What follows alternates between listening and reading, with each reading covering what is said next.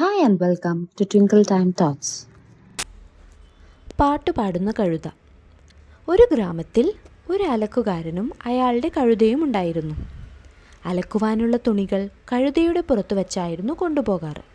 ചിലപ്പോഴൊക്കെ കഴുത നടക്കുവാൻ മടി കാണിക്കുമ്പോൾ അലക്കുകാരൻ വടി കൊണ്ടടിക്കുമായിരുന്നു. കൂടാതെ മതിയായ ഭക്ഷണവും അതിന് കൊടുത്തില്ല. കഴുത അവശനായി തീർന്നു.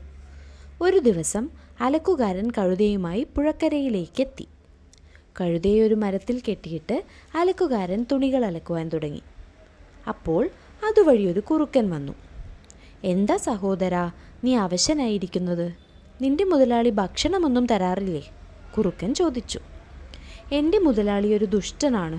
ഭക്ഷണമൊന്നും തരില്ല. എപ്പോഴും അടിയും തരും," കഴുത സങ്കടത്തോടെ പറഞ്ഞു. അവൻ കരയുവാൻ തുടങ്ങി.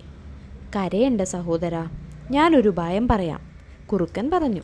"നിന്റെ മുതലാളിയുടെ കൂടെ അടിമപ്പണി ചെയ്യാതെ എൻ്റെ കൂടെ വാ. എൻ്റെ കൂടെ നിനക്ക് ആവോളം ആഹാരം കിട്ടും." ഇത് കേട്ട് കഴുത പറഞ്ഞു, "എന്നെ ഇവിടെ കെട്ടിയിരിക്കുകയല്ലേ? പേടിക്കണ്ട, ഇത് ഞാനിപ്പോൾ മുറിച്ചു തരാം," എന്ന് പറഞ്ഞ് കുറുക്കൻ കഴുതയെ കെട്ടിയിട്ട കയറ് കടിച്ചു മുറിച്ചു. കുറുക്കൻ കഴുതയെയും കൂട്ടി ഒരു കൃഷിത്തോട്ടത്തിലേക്ക് പോയി. അവിടെയുണ്ടായ പച്ചക്കറികൾ ആവോളം തിന്നു.